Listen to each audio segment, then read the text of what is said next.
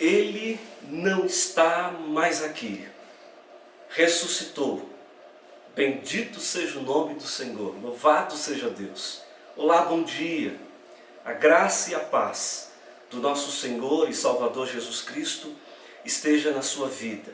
Que alegria nós estarmos juntos nesta manhã novamente, manhã de domingo especial, Páscoa. Jesus ressuscitou, louvado seja o nome do Senhor. Hoje é onde a igreja celebra a vitória sobre a morte. Jesus venceu a morte, Jesus venceu o inferno, louvado seja o nome do Senhor. Na ressurreição de Cristo, nós encontramos o verdadeiro significado para as nossas vidas e a certeza que nunca é tarde para um novo recomeço nas nossas vidas. Que alegria toma conta da sua casa hoje, em todos os dias que estão por vir. Cristo vive e por isso nós cremos no amanhã sem temor, porque a nossa vida, meu dileto e amigo, irmão, você precisa entender isso. A nossa vida está nas mãos de um Salvador que está vivo. Não está na cruz, não está no túmulo, mas ele ressurgiu ao terceiro dia. Bendito seja o nome do Senhor. Nós vamos começar esse domingo de Páscoa a nossa escola bíblica dominical, desde já agradecendo a sua companhia, desde já agradecendo a sua participação aqui. Eu gostaria que você ficasse até o final desse vídeo, porque nós teremos muita coisa aqui para falar no seu coração. De imediato nós vamos começar a nossa escola bíblica dominical com louvor. A equipe de louvor estará louvando a esse Jesus que vive e está. Bendito seja o nome do Senhor. Vamos louvar.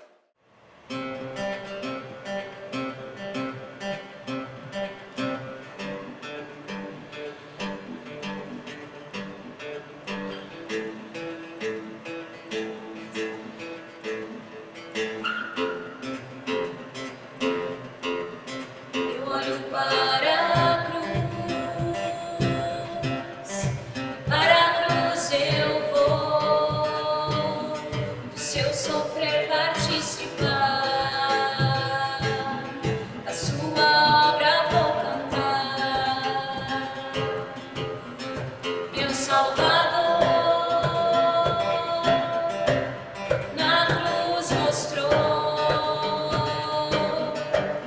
amor do Pai.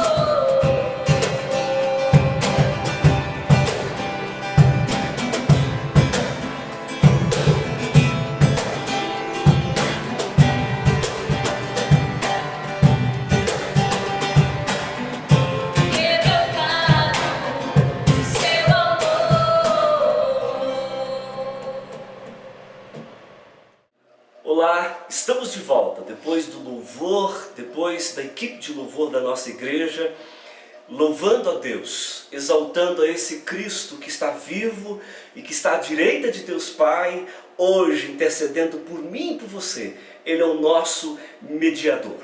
Nesta manhã nós vamos ter uma escola bíblica diferenciada. Hoje nós convidamos 6 pastores, além do pastor Gessimar, esse que vos fala, nós somos 7. Porque nós vamos estudar nesta manhã, na Escola Bíblica Dominical, nós teremos uma exposição das 7 palavras de Jesus da cruz, os brados da cruz. Eu quero que você preste bastante atenção naquilo que vai ser meditado nesta manhã e que vai falar muito ao seu coração. Ouçamos.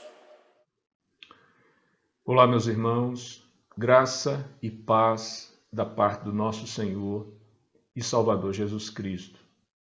Eu estou aqui, a convite do Reverendo Juliano, para tratar com vocês a respeito de uma das 7 expressões que Cristo utiliza no momento da sua crucificação. E com a ajuda, a colaboração do comentarista bíblico William Hendrickson, eu gostaria de afirmar para vocês, de início, que trata-se de uma palavra intercessória. Cristo está aqui total e plenamente comprometido com a salvação, redenção e perdão dos pecadores. Trata-se de uma palavra que está sendo dirigida ao Pai. Esta palavra consiste em uma expressão desse amor triuno para com o pecador. Portanto, o que nós encontramos aqui é Deus, mais uma vez, alinhado com seu propósito de salvação, mesmo no momento de dor, de sofrimento, de sacrifício do seu Filho único, do seu Filho amado. Uma outra questão que nós gostaríamos de lembrar é se de fato essa intercessão de Cristo teve resultado diante de Deus. Certamente, meus irmãos, nós podemos assegurar que essa intercessão de Cristo foi respondida pelo Pai. Primeiro, pela postergação da invasão e do massacre a Jerusalém. Nós vamos acompanhar pelo trato escriturístico que esta invasão só vai acontecer 40 anos depois. Portanto, durante esse período, o Evangelho foi pregado livremente e muitos tiveram a oportunidade de serem conduzidos aos pés do nosso Senhor e Salvador. Mais do que isso, existem alguns trechos do livro de Atos que mostra como esta graça e essa misericórdia do Senhor alcançou o povo judeu.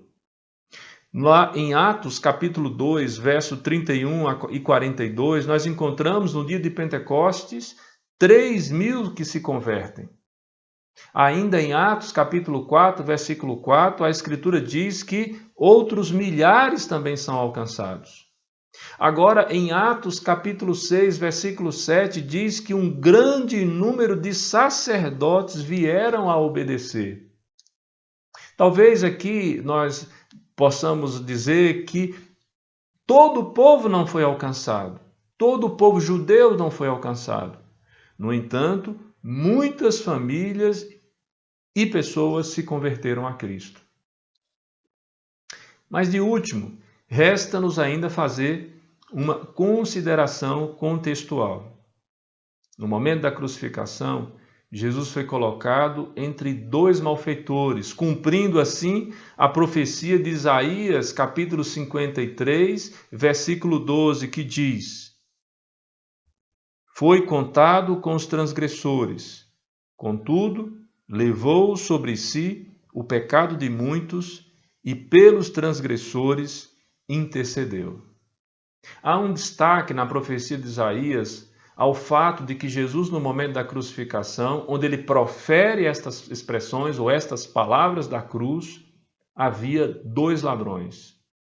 Um insulta Jesus, o outro reconhece a sua legitimidade, a sua inocência, se arrepende e clama ao Senhor Jesus, que age mais uma vez com misericórdia e graça. Aplicando tudo isso que nós ouvimos aqui, da parte da palavra de Deus e com a ajuda do comentarista bíblico que já mencionei, nós podemos fazer a seguinte aplicação para nós. Cristo, mesmo no momento do seu sofrimento, da sua morte, não foge do seu propósito redentivo. Ele está apaixonado pela humanidade. Ele está se entregando voluntariamente para que pudéssemos obter da parte de Deus salvação, perdão para os nossos pecados. A ação intercessória de Cristo, que persiste até o presente, já havia sido ali evidenciada com extrema força no momento da sua morte. Ele diz: Pai, perdoa-lhes, pois não sabem o que fazem. Denotando com isso que o nosso Salvador intercede junto ao Pai para que Deus não leve em conta o nosso período de ignorância, quando o Espírito Santo não tinha ainda aberto o nosso entendimento para que nós enxergássemos a Cristo e confessássemos a Ele como Senhor. Portanto, diante de Deus, a primeira expressão da cruz é uma expressão de vida, de salvação, de perdão, denotando o caráter amoroso, misericordioso e gracioso da parte de Deus. Que o Senhor Jesus te abençoe, que nesta Páscoa, a Páscoa cristã, você se lembre do sangue derramado na cruz e da intercessão de Cristo, suplicando pelo perdão dos nossos pecados. Que Deus abençoe e fortaleça a sua vida. Olá, meus irmãos e irmãs. A segunda palavra da cruz encontra-se no texto de Lucas, capítulo 23, dos versículos de 39 a 43, e conta a história de dois malfeitores que foram ali crucificados juntamente com Jesus na cruz do Calvário. Então o texto nos diz assim: um dos malfeitores crucificados blasfemava contra ele, dizendo: não és tu o Cristo? Salva-te a ti mesmo e a nós também. Respondendo-lhe, porém, o outro repreendeu-o, dizendo: nem ao menos temes a Deus, estando sob igual sentença? Nós, na verdade, com justiça, porque recebemos o castigo que os nossos atos merecem, mas este nenhum mal fez. E acrescentou: Jesus, lembra-te de mim quando vieres no teu reino. Jesus lhe respondeu: em verdade te digo que hoje estarás comigo no paraíso. Então a segunda palavra da cruz é uma mensagem poderosa que traz para as nossas vidas a certeza que Jesus tem palavras de salvação e que as suas palavras podem levar o mais vil pecador ao arrependimento. Na mesma cruz onde Jesus foi pregado, esses dois homens anônimos, conhecidos como malfeitores, que tinham realmente uma vida de criminalidade, que eram ladrões, foram crucificados, um do lado direito e outro do lado esquerdo. Enquanto Jesus recebe ali a zombaria dos soldados, das autoridades, um daqueles ladrões, ele também age da mesma maneira. Ele exige de Jesus que Jesus mostrasse que era um salvador, ele exige de Jesus que Jesus o salve, e ele realmente tem uma atitude de alguém que não está arrependido dos seus pecados, mas ao mesmo tempo o outro malfeitor, vendo toda a cena da zombaria, ele age de forma inesperada e ele repreende aquele outro malfeitor. Aquele homem conhecido como ladrão da cruz, ele tem uma mudança de atitude. Tem até um hino muito bonito que nós cantamos na igreja, que é o Foi na Cruz. Ele tem uma letra interessante porque ele diz: ó quão cego eu andei e perdido vaguei, longe, longe do meu Salvador. mas do céu ele desceu e seu sangue verteu para salvar um tão pobre pecador. Foi na cruz, onde um dia eu vi meus pecados castigados em Jesus. Foi ali pela fé que meus olhos abri e agora me alegro em sua luz. Então nós podemos dizer que ali na cruz, o ladrão da cruz viu seus pecados castigados em Jesus. E ali, por meio da fé, ele diz palavras que expressam o seu reconhecimento de Jesus como Salvador, simplesmente pela fé, que abriu os olhos dele para a realidade de que ali ele estava a poucos minutos da sua morte. E ele sabia que precisava de um Salvador. O autor Marcos Lucado escreve um livro onde ele diz que o Salvador mora ao lado, tão próximo que podemos tocar, tão poderoso para nos transformar. E ali ao lado do ladrão da cruz estava Jesus, morrendo por toda a humanidade. E aquele ladrão então reconhece que ele e o outro ladrão mereciam estar ali por causa dos seus crimes. Ele assume o seu pecado. Ele assume que havia necessidade de justiça. Ele diz para o outro ladrão: nós, na verdade, com justiça estamos aqui, porque recebemos o castigo que os nossos atos merecem. Mas este, Jesus, nenhum mal fez. Então o ladrão da cruz, de forma espontânea, faz a confissão que Jesus é inocente de suas acusações, porque ele vê a forma como Jesus perdoa aqueles que estão ali zombando, aqueles que ali estão realmente maltratando a Jesus. Então esse ladrão reconhece que Jesus ele é justo. Ele é justo e ele crê que Jesus é poderoso para salvar. Então o ladrão da cruz reconhece realmente que ele precisa de um Salvador que o salvasse da sua morte iminente. E ele pede também de forma humilde. Essa deve ser a maneira de alguém que está com o coração arrependido. Ele pede que Jesus o recebesse em seu reino. Lembra-te de mim quando entrares no teu reino. Então esse ladrão ele tem o reconhecimento do seu pecado. Ele confessa Jesus como justo e ele faz um pedido humilde para que ele fosse salvo. E na verdade, esse homem ajudado pelo Espírito Santo, ele está caminhando para o arrependimento. Essa foi a primeira mensagem que Jesus pregou quando ele inicia o seu ministério na Galileia, quando ele diz ali: arrependei-vos, porque é chegado o reino de Deus. Então agora o reino dos céus estava ali muito presente na vida daquele homem que viveu uma vida de malfeitor, de ladrão, mas que faz, e isso que faz a diferença, a boa confissão de que ele precisava de um Salvador. Então ali naquela cruz, mesmo sentindo ali as dores indescritíveis da morte, uma morte brutal, uma morte que realmente leva Jesus à exaustão total da sua parte física, Jesus consegue, por isso que ele é um Salvador realmente poderoso, de forma impressionante dizer, em suas últimas palavras da cruz, uma mensagem, uma sentença de salvação, para que aquele pecador, aquele ladrão, tivesse esperança de salvação, tivesse certeza no seu coração de que ele seria salvo. E as palavras de Jesus são a segunda palavra da cruz: em verdade te digo que hoje mesmo estarás comigo no paraíso. Então Jesus ele é um Salvador capaz de salvar a todos aqueles que buscam refúgio em sua pessoa. Então nem que seja no último momento de uma vida, nem que a pessoa esteja ali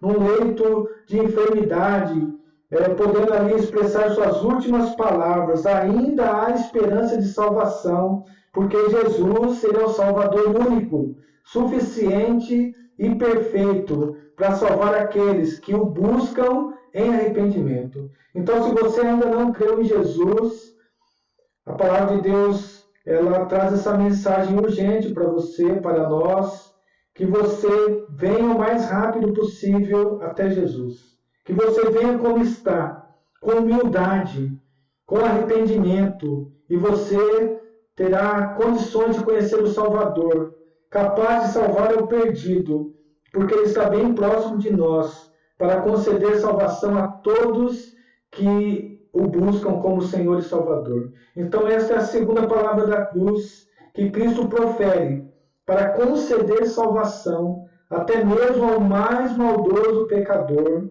no caso, esse ladrão da cruz, que ele veio buscar a salvação e ele encontra em Jesus aquele que veio buscar e salvar o perdido. Então que Deus nos abençoe para nós acolhermos essa palavra da cruz, essa mensagem de salvação com máxima urgência, e é em nome de Jesus que nós agradecemos por essa palavra maravilhosa.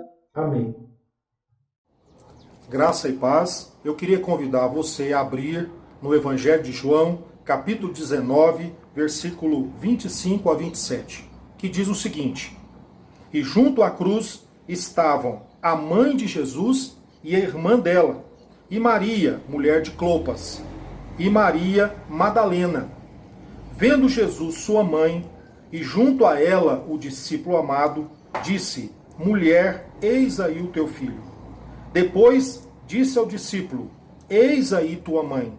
Dessa hora em diante, o discípulo a tomou para casa. Dentro as 7 palavras que Jesus falou na cruz do Calvário, nós queremos destacar essa do Evangelho de João, capítulo 19. Ele estava no momento da sua crucificação, um momento de dor, um momento onde ele foi abandonado ali na cruz do Calvário. E é interessante que essas mulheres, juntamente com a sua mãe, Maria, e também o discípulo amado, que com certeza é o próprio apóstolo João que escreveu o Evangelho de João, que conta a biografia de Jesus, que realmente está aqui colocando para nós essa necessidade de Jesus, mesmo estando na cruz, ele preocupou com a sua mãe. Ele teve uma preocupação. Ele, aí no versículo 26, ele vai dizer: Vendo Jesus sua mãe, e junto a ela o discípulo amado, disse: Mulher, eis aí o teu filho. O que isso quer dizer? Jesus estava querendo dizer para Maria que ela não estava sozinha, e que ele estaria deixando alguém, um discípulo dele, uma pessoa que ele amava muito, que gostava muito, e que realmente poderia cuidar dela. E é interessante que Jesus logo depois diz para João: Eis aí a sua mãe. E ele leva Maria para casa. Lá em Atos, no dia de Pentecostes, no capítulo 1, nós estamos vendo lá Maria, juntamente com os irmãos da igreja, orando. Isso significa que realmente João cumpriu o desejo de Jesus, que estava pregado na cruz do Calvário. Cuidou de Maria. E o que nós podemos aprender com isso? Nós devemos preocupar com os nossos queridos, os nossos parentes, principalmente pai e mãe. Quantos que colocam os seus pais no asilo e esquecem dos pais, não cuidam dos seus pais? Então Jesus Cristo, no momento crucial, no momento de cruz, ele lembra da sua mãe. Ele poderia ter mandado a sua mãe ficar com os irmãos dele, mas na realidade, Jesus coloca a João na vida de Maria. E a partir daí, Maria é totalmente cuidada por João, o discípulo amado. O que nós podemos tirar de lição para as nossas vidas é que nós, todo o tempo, nós devemos cuidar dos nossos parentes, dos nossos, principalmente dos nossos pais, até o final da vida deles. Que nós possamos imitar Jesus nesse momento. Que Deus assim te abençoe e te guarde, em nome de Jesus. A quarta declaração de Cristo na cruz é sem dúvida a mais rica em mistério e significado. Mateus escreve: Ao meio-dia começou a escurecer e toda a terra ficou 3 horas na escuridão. Às 3 horas da tarde, Jesus gritou bem alto: Meu Deus, por que me abandonaste? Mateus capítulo 27, versículos 45 a 46. Esse brado é tão difícil a aceitação para nós que muitos acreditam que o Pai não abandonou o Filho, mas que Jesus apenas se sentiu abandonado. Mas isso mostra um sério mal-entendido do que estava acontecendo de fato na cruz. O reformador João Calvino estava certo quando ele disse que a alma de Cristo tinha de sentir todos os efeitos do juízo. Enquanto Cristo estava pendurado ali, ele estava carregando o pecado do mundo. Ele estava morrendo com um substituto para outros. A ele foi imputada a culpa do pecado deles e ele estava sofrendo o castigo por esses pecados em favor deles. E a própria essência desse castigo era a efusão da ira de Deus contra os pecadores. Entretanto, de algum modo misterioso, durante essas horas terríveis na cruz, o Pai derramou a medida completa da sua ira contra o pecado. E o receptor dessa ira foi o próprio Filho amado de Deus. Aqui está, meus amados e queridos, o que estava acontecendo na cruz. Deus estava castigando o seu próprio Filho como se ele tivesse cometido toda a iniquidade por todos os pecadores que creriam. E ele fez isso, de forma que ele poderia perdoar e tratar esses resgatados como se eles tivessem vivido a perfeita vida de justiça de Cristo. As Escrituras ensinam isto explicitamente. Segundo Coríntios, do capítulo 5, verso 21, nos diz assim Paulo: aquele que não conheceu o pecado, ele o fez pecado por nós, para que nele fôssemos feitos justiça de Deus. Em 1 de Pedro, no capítulo 3, versículo 18, diz assim: pois também Cristo morreu uma única vez pelos pecados, o justo pelos injustos, para conduzir-vos a Deus, morto sim na carne. 1 de João, no capítulo 2, versículo 2, está escrito: ele é a propiciação pelos nossos pecados. A palavra propiciação fala de uma oferta feita para satisfazer a Deus. Portanto, meu querido, a morte de Cristo era uma satisfação feita em Deus, em nome daqueles que ele resgatou. É por isso que Isaías escreveu, 700 anos antes de Jesus vir: ao Senhor agradou moê-lo. Cristo fez propiciação por meio do derramamento do seu próprio sangue, diz Paulo aos Romanos, no capítulo 3, versículo 25, e também o autor aos Hebreus, no capítulo 2, verso 17. O derramamento do sangue dele foi uma oferta de pecado feita a Deus. Portanto, quando Cristo resgatou o eleito do pecado, o preço do resgate foi pago a Deus. Assim sendo, Cristo morreu em nosso lugar e ele recebeu a mesma efusão de ira divina em toda a sua fúria que nós merecemos pelos nossos pecados. E nessa hora terrível, meu querido, sagrada, era como se o Pai o tivesse abandonado. Embora seguramente não houve nenhuma interrupção do amor do Pai a ele como filho, Deus, no entanto, o rejeitou e o desamparou como nosso substituto. Eu quero terminar esta palavra. Lembremos-nos de que ele foi abandonado por Deus para que fôssemos aceitos por ele. Jesus atravessou as trevas para que tivéssemos luz. Ele foi amaldiçoado para que fôssemos abençoados. Louvado seja o nome do Senhor. Ele foi condenado para que pudéssemos dizer, conforme Paulo diz aos Romanos, no capítulo 8, versículo 1, agora pois, já nenhuma condenação há para os que estão em Cristo Jesus. Jesus sofreu os tormentos do inferno para que desfrutássemos o céu com Ele. Eu quero fechar com 2 lições rapidamente. A primeira é para você que não tem a Cristo como Senhor e Salvador da sua vida. Você faz pouco caso do pecado? Se o Pai foi capaz de punir o seu Filho, entregando-o à morte pela punição dos nossos pecados, se Ele puniu os meus pecados, os seus pecados, daquela maneira, precisamos temê-lo de todo o nosso coração. E para os crentes, em Cristo Jesus, temos uma lição. Admire o amor de Jesus. Oh, que mar de ira Ele suportou por mim e por você. Que grande amor por nós. Que Deus te abençoe.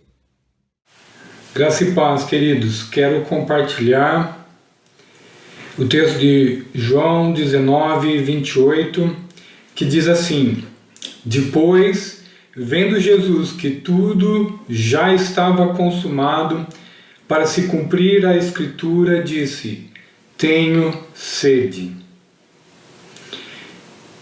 Queridos, Jesus na sua morte e ao longo da sua vida, Ele colocou em primeiro lugar os outros.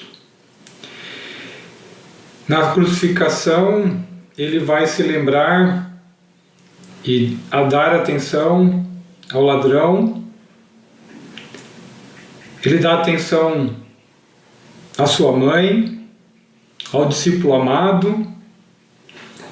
Ele atenta para os soldados, ao discurso dos fariseus. Mas nesse momento, depois de tanta compaixão, de tanto serviço, de tanta doação, ele declara a sua necessidade. Tenho sede. Isso nos mostra que Jesus era homem, totalmente homem, assim como também era totalmente Deus. Mas mostrando sua humanidade, mostrando também a sua necessidade. Tenho sede. E ali um dos soldados encharca um caniço com vinagre e o dá. O vinagre não vai matar a sua sede, mas o desperta para continuar a obra que estava proposta. Jesus permite ser servido nesse instante. Ele tem essa necessidade.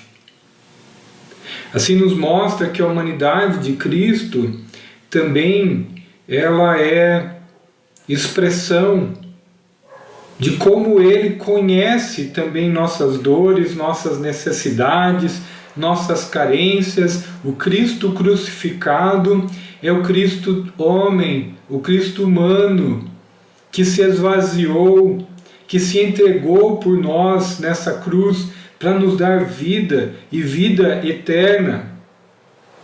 Tenho sede. Tenho sede porque nesse instante Jesus está declarando o quão doloroso, o quão sofrido está aquele momento. E se fosse possível aliviar um pouco daquele sofrimento, matar a sua sede.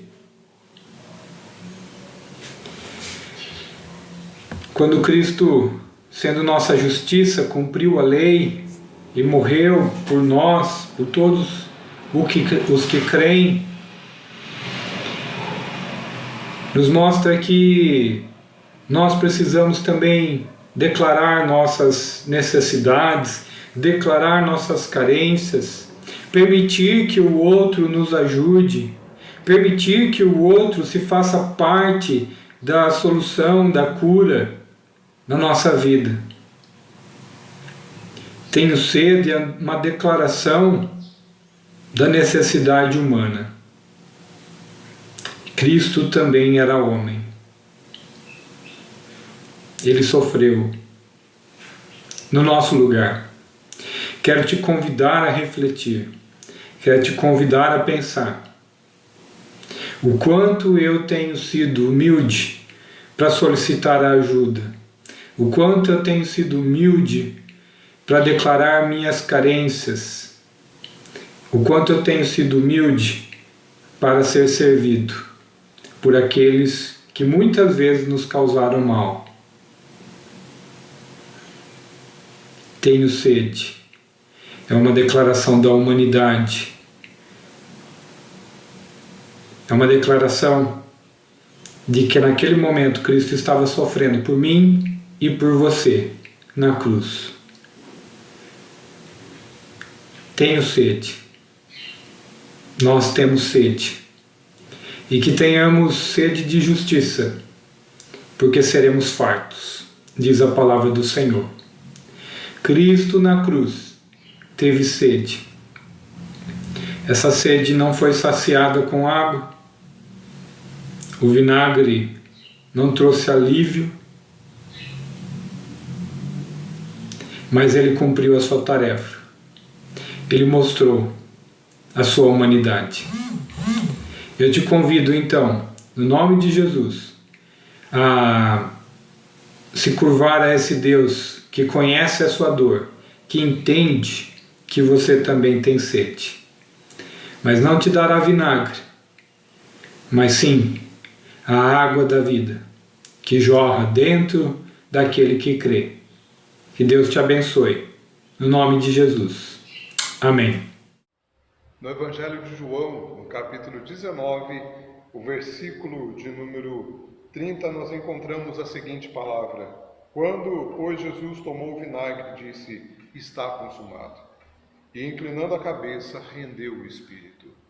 Esta é a sexta palavra que Jesus proferiu ali na cruz: está consumado. Quando Jesus está naquela cruz, quando Jesus sofre por nós, quando Jesus está entregando a si mesmo, Jesus não é somente a vítima de um sistema judiciário que naquele momento foi tão injusto. Jesus não é somente a vítima da maldade do ser humano, que usando a sua própria religiosidade o condenou, falando que ele jamais poderia se dizer o Filho de Deus ou o próprio Deus. Na verdade, quando Jesus está ali naquela cruz, Ele está se entregando por mim e por você. E a palavra do Senhor, está consumado, significa que toda a obra necessária, todo o feito necessário para a nossa salvação, agora fora realizado. Tudo o que era necessário para que pudéssemos ser salvos, Jesus realiza ali na cruz. Jesus se entrega como o próprio sacrifício. Ele é o cordeiro que se entrega, o cordeiro mudo que é levado então ao matadouro, e ele não abriu a sua boca. Jesus, na verdade, está realizando o feito de salvação. Por isso, não há necessidade de nenhum feito meu ou seu, não há necessidade de alguma obra, porque qualquer obra que façamos jamais será aceita diante do Pai, pois sempre será insuficiente. Mas a obra do Senhor Jesus na cruz é uma obra perfeita. Morreu uma única vez, ressuscitou ao terceiro dia, e essa obra é a obra que então foi consumada para a nossa salvação. Assim, os nossos pecados são perdoados, assim, pela fé em Cristo Jesus, nós somos salvos. Creia nisso, porque a obra necessária para a salvação Jesus já fez. Olhe para a cruz, olhe para o Salvador. A palavra de Deus no Evangelho de Lucas, capítulo de número 23, o versículo 46, diz assim: Então, Jesus clamou em alta voz: Pai, nas tuas mãos entrego o meu espírito. E dito isto, expirou.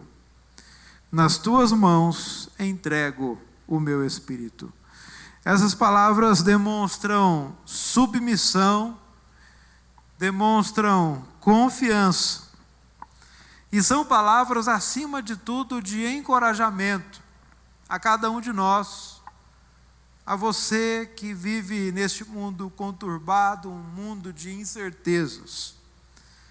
Jesus havia ido para a cruz voluntariamente.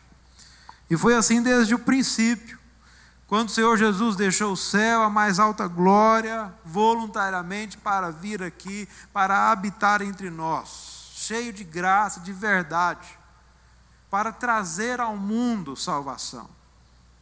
E ele foi para a cruz, sabendo o que iria acontecer, voluntariamente se entregando a cada um de nós. Mesmo assim, ele sofreu com intensa abundância. A dor foi grande, a dor foi enorme que o Senhor Jesus sofreu. Mas até na cruz, até no momento de grande dor, o Senhor Jesus foi mestre. O Senhor Jesus nos ensina. E após passar toda esta mensagem, através de suas palavras pronunciadas na cruz, ele entrega o seu espírito para Deus e expira pela última vez antes do túmulo. Essas palavras precisam nos ensinar. E elas nos ensinam. Elas nos ensinam a uma vida de total confiança em Deus. A uma vida de total esperança e expectativa em Deus. E essas palavras devem nos ensinar a viver uma certeza preciosa, que é a certeza de desfrutarmos a nossa vida com Deus.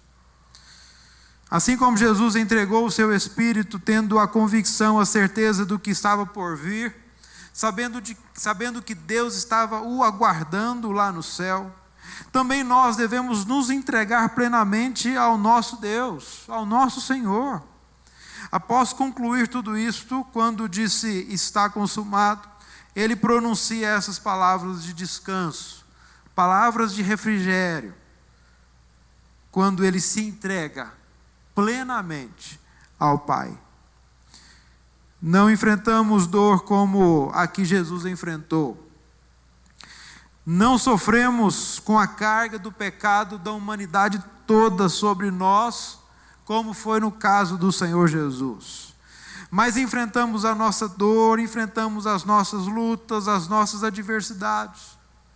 Mas assim como Jesus mostra, demonstrando total confiança no Pai, podemos também confiar plenamente nesse Deus. Nesse Deus que é também o nosso Pai. Tem outro aspecto muito importante. Quando Jesus entregou o seu Espírito a Deus, fica evidenciado o fato de que Jesus, no momento da sua morte, está em oração e em conversa com o Pai. Para nós, especialmente, fica uma lição de que precisamos terminar bem a nossa vida. O Senhor Jesus, de forma extraordinária, finaliza dizendo: Pai, receba o meu espírito, entrego em tuas mãos o meu espírito. Dizendo para nós que a gente precisa viver bem a nossa vida, mas a gente precisa finalizar muito bem também a nossa vida. E não resta dúvida que esta forma de finalizar a vida, sendo totalmente dependente de Deus, em oração, em busca, em conversa com Deus, é uma forma magnífica de finalizar a vida. Enquanto entregava o seu espírito, ele estava garantindo a todos que creem nele a redenção, a salvação nele, a salvação em Cristo Jesus. Sendo assim, devemos confiar em Deus não apenas visando o tempo presente, mas também o tempo futuro. Temos a garantia de que o nosso espírito também será entregue nas mãos do nosso Pai Celestial. E isto traz a nós um último ensinamento muito precioso. O ensinamento de que a morte não mais precisa gerar pavor. A morte não mais precisa gerar medo, mas convicção. Convicção de que Deus estará nos aguardando de braços abertos. Então, meu desejo, a minha oração, que Cristo tenha falado ao seu coração pelas palavras de Jesus, 7 palavras, as últimas palavras de Cristo. E tenho certeza que foram palavras que veio tocar o seu coração, a sua vida, a sua família, em nome do Senhor Jesus Cristo. Nós vamos orar nesse instante. Pai, obrigado por esta manhã, pela escola bíblica dominical. Obrigado pelo teu povo, obrigado por esta casa, obrigado por este amigo, esta amiga, este irmão e irmã que está nos assistindo, está, ó Deus, participando também, assistindo esse vídeo. E a nossa oração nesta manhã é que o Cristo ressurreto, o Cristo que está vivo, o Cristo que está à direita de Deus Pai intercedendo por nós, que Ele possa muito abençoar esta família, abençoar esta casa, trazendo esperança, trazendo alegria, trazendo renovo para este lar, para a glorificação do teu santo e bendito nome.